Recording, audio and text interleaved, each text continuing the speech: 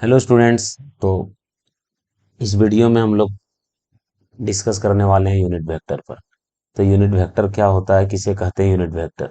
देखिए, तो आज का एकदम डिस्कशन का टॉपिक है यूनिट वेक्टर। ठीक। यूनिट वेक्टर किसे कहते हैं।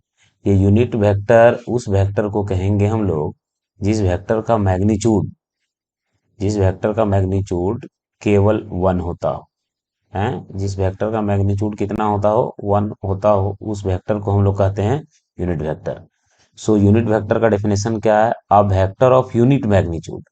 यूनिट मैग्नीट्यूड यानी जिस वेक्टर का मैग्नीट्यूड वन होता हो, और इस वेक्टर का जो डायरेक्शन होगा, यूनिट वेक्टर का डायरेक्शन जो होगा वो रियल वेक्टर के सेम डायरेक्शन में होगा। मान लीजिए कि कोई एक वेक्टर, अच्छा, यूनिट वेक्टर क्या बताता है।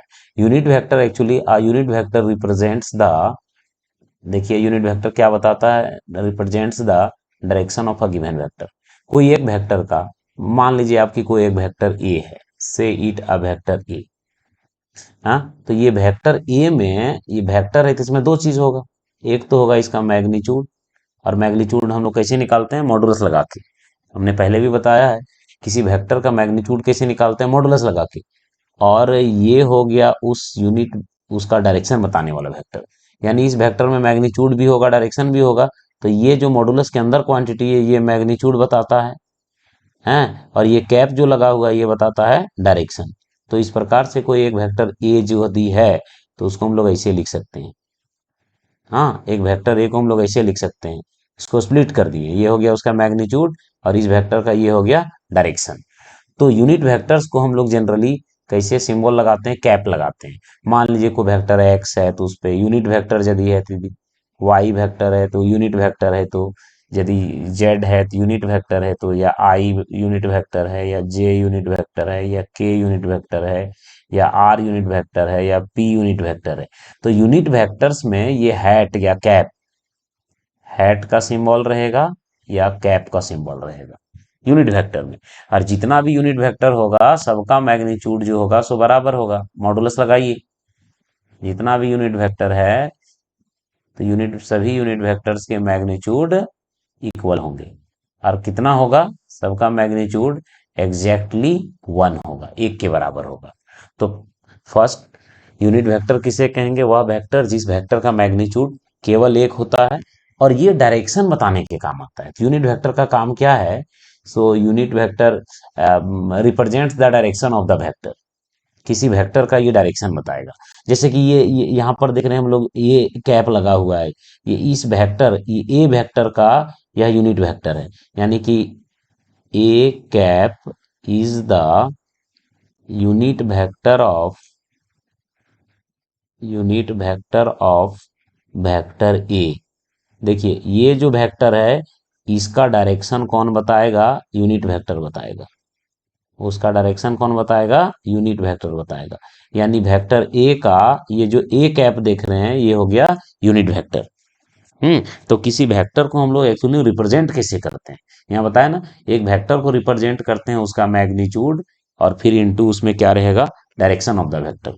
यानी कि यदि आप देखें इसे, तो हम लोग किसी वेक्टर को रिप्रेजेंट कैसे करते हैं, अब वेक्टर बराबर magnitude of, magnitude of vector into direction of vector, into direction of vector.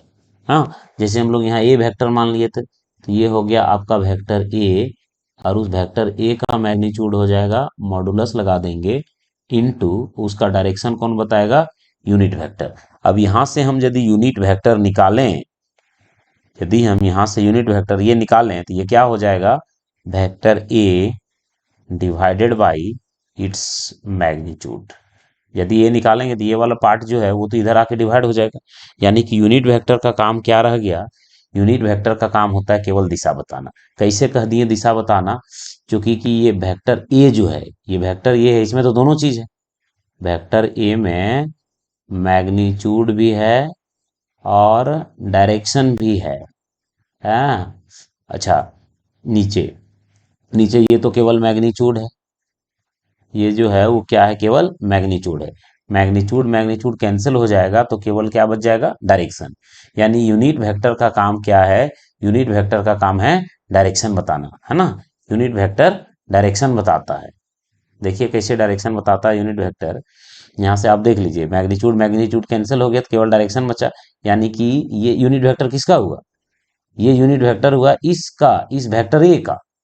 यानी वेक्टर ए एक वेक्टर है और उसका डायरेक्शन बताने के लिए आया है आपका ए कैप। ए कैप केवल डायरेक्शन बताएगा। इसका मैग्नीट्यूड कितना होगा, ए कैप पर यदि हम मॉडुलस लगा देंगे ए कैप पर, तो ये 1 होगा। और इसका काम केवल क्या है, डायरेक्शन बताएगा। और किधर बताएगा direction, directed along vector A, उस ए वेक्टर के तरफ में ही इसका डायरेक्शन होगा। यानी यूनिट वेक्टर कैसे निकलेगा, यूनिट वेक्टर निकलेगा किसी भी वेक्टर का। अच्छा मान लीजिए कि कोई वेक्टर एक्स है, से इट अ वेक्टर एक्स। ये वेक्टर एक्स को हम लोग कैसे लिखेंगे, ये हो जाएगा उसका मैग्नीट्यूड और फिर हो जाएगा ये उसका डायरेक्शन। अब यदि यूनिट वेक्टर निकाल, एक्स का यूनिट वेक्टर निकालने जाइएगा ये, तो ये एक्स का यूनिट वेक्टर क्या हो जाएगा, unit vector of X is X cap equal to X vector divided by its magnitude. हाँ, यानी कि कैसे निकलेगा, जिस वेक्टर का आप यूनिट वेक्टर निकाल रहे हैं उस वेक्टर को लिखिए और उस वेक्टर का मैग्नीट्यूड लिखिए। Magnitude of the vector, magnitude of the vector. हाँ, तो इस तरह से आपको किसी एक वेक्टर का यूनिट वेक्टर हम निकालेंगे। कैसे निकालेंगे स्टूडेंट्स, उसका मैग्नीट्यूड से डिवाइड करके।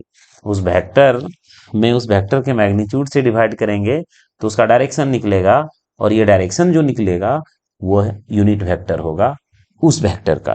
तो आइए हम लोग कुछ इसके टाइप्स कैलकुलेट करते हैं, देखते हैं कि यूनिट वेक्टर, तो यूनिट वेक्टर का कोई यूनिट नहीं होगा, यूनिट वेक्टर का कोई यूनिट नहीं होगा। हाँ, तो यूनिट वेक्टर हम लोग क्या कहेंगे कि जो यूनिट वेक्टर होगा उसका कोई यूनिट नहीं होगा। So unit vector has no unit. Unit vector, ये एकदम इंपॉर्टेंट लाइन है, यूनिट वेक्टर का कोई यूनिट नहीं होगा। यूनिट क्यों नहीं होगा, केवल क्योंकि उस वेक्टर का रियल डायरेक्शन बताएगा ये। इसका मैग्नीट्यूड तो 1 हो गया, इसका कोई अपना डायरेक्शन होगा नहीं, क्योंकि डायरेक्शन तो कोई फिजिकल क्वांटिटी नहीं होता है। यूनिट वेक्टर क्या बताता है, केवल ये केवल डायरेक्शन बताता है, और डायरेक्शन कोई फिजिकल क्वांटिटी नहीं है, तो इसका यूनिट नहीं होगा। ये बात क्लियर समझ लीजिए। और यूनिट वेक्टर का कोई डायमेंशन भी नहीं होगा। So unit vector has no dimensions, तो यूनिट वेक्टर का कोई डायमेंशन भी नहीं होगा। ठीक। अब इसमें से इंपॉर्टेंटली हम लोग आइए पढ़ेंगे अब ऑर्थोगोनल यूनिट वेक्टर। हाँ, ऑर्थोगोनल यूनिट वेक्टर पढ़ेंगे हम लोग। तो ऑर्थोगोनल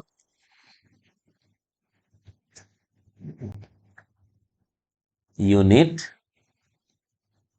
वेक्टर्स, यहाँ ऑर्थोगोनल, ऑर्थोगोनल किसको कहते हैं, जो परपेंडिकुलर होगा।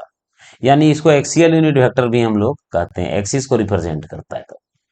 तो यूनिट वेक्टर का काम क्या है, यूनिट वेक्टर का काम है किसी दिए गए वेक्टर का डायरेक्शन बताना और इसका मैग्नीट्यूड 1 होगा। डायरेक्शन बताना और इसका मैग्नीट्यूड 1 होगा।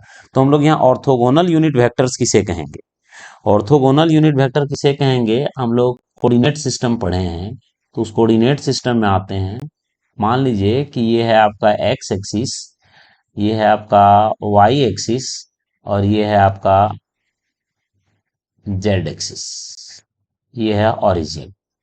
हाँ, X axis, Y axis and Z axis, और ये तीनों जो हैं सो म्यूचुअली परपेंडिकुलर है। एक्स वाई जेड एक्सिस जो है वो तीनों म्यूचुअली परपेंडिकुलर लाइंस है।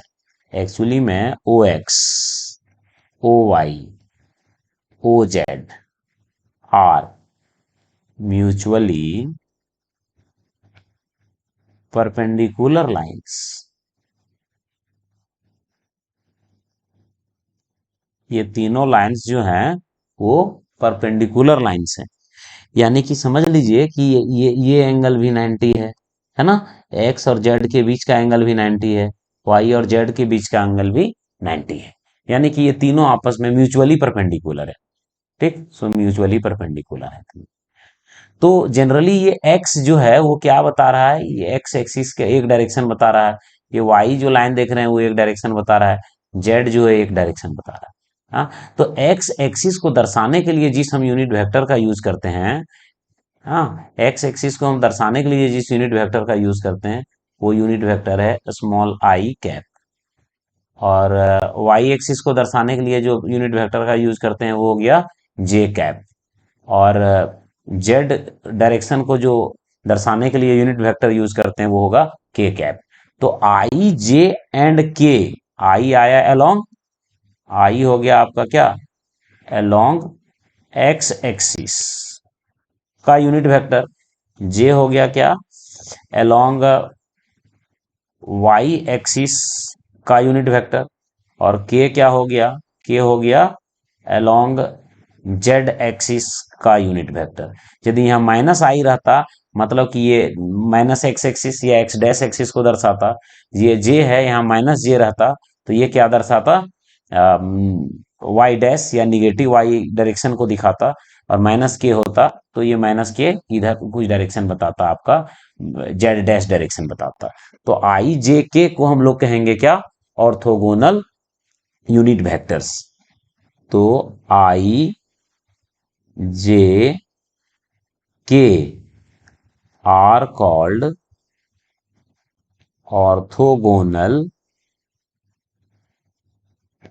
यूनिट वेक्टर्स, या हम लोग एक्सियल यूनिट वेक्टर्स भी कहते हैं, एक्सियल यूनिट वेक्टर्स।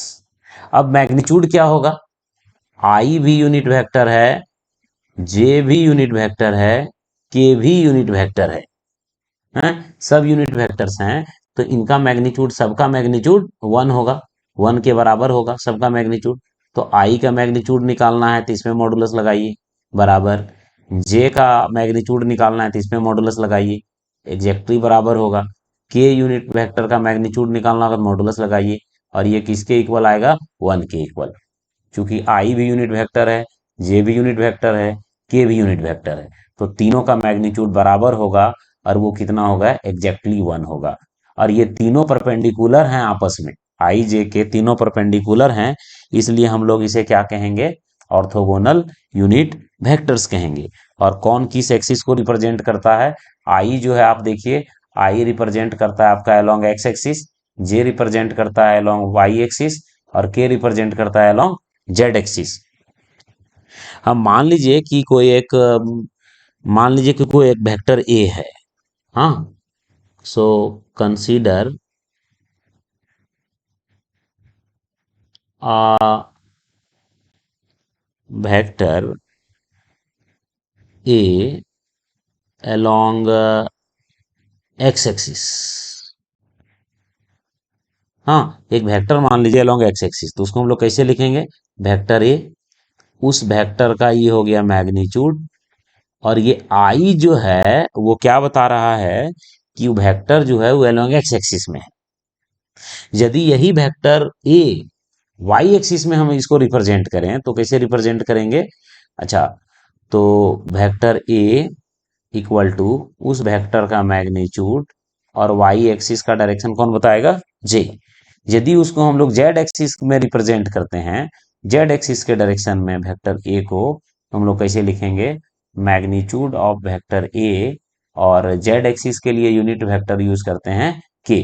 तो वेक्टर कुल मिलाकर के ए जो है, हाँ, आपका जो ए वेक्टर देख रहे हैं वो ए वेक्टर, यहाँ पर यदि एक्स एक्सिस की तरफ हम लोग देख रहे हैं तो एक्स एक्सिस की तरफ हम लोग उसको कैसे लिखेंगे, एक्स एक्सिस की तरफ हम लोग उसको लिखेंगे इस तरह से, हाँ। यानी कि ये आपका क्या बता रहा है, अलोंग एक्स एक्सिस, ये along Y axis, along Z axis.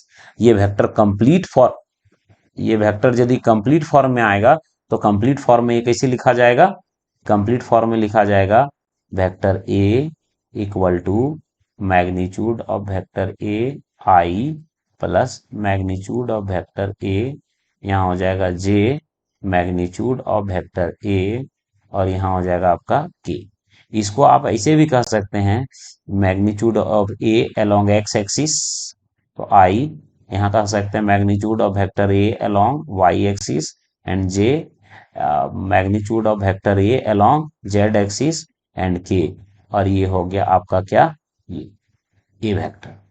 तो यदि कोई एक वेक्टर ए है तो हम लोग उसको ये आई जे के बेसिकली क्या बताता है, वो तीनों एक्सिस का यूनिट वेक्टर्स बताता है, डायरेक्शन बताता है। तो आज का जो हम लोग का ये डिस्कशन का टॉपिक था, जो वीडियो था, वो कुल मिलाकर यूनिट वेक्टर्स पर था। हाँ, कि यूनिट वेक्टर होते क्या है, तो हम लोग इन नटशेल समझें तो यूनिट वेक्टर क्या होता है, वैसे वेक्टर्स जिनका मैग्नीट्यूड यूनिट होता है, यूनिटी होता है, वन होता है, एक के बराबर होता है, और केवल एक होता है, और ये वेक्टर केवल डायरेक्शन बताने के काम आते हैं। तो भाई यूनिट वेक्टर किसका डायरेक्शन बताएगा, जिस वेक्टर का यूनिट वेक्टर निकालने हैं वही वेक्टर का यह डायरेक्शन बताएगा। ठीक, इसका मैग्नीट्यूड हमेशा वन होता है। यूनिट वेक्टर का कोई यूनिट नहीं होगा, यूनिट वेक्टर का कोई डायमेंशन नहीं होगा। तो इस वीडियो में इतना ही रहने दीजिए। नेक्स्ट वीडियो में यूनिट वेक्टर्स कैलकुलेट करने सीखेंगे, इस पर आधारित कुछ हम न्यूमेरिकल सॉल्व करेंगे, सैंपल प्रॉब्लम्स सॉल्व करेंगे। आज इतना ही रहेगा। Thank you students.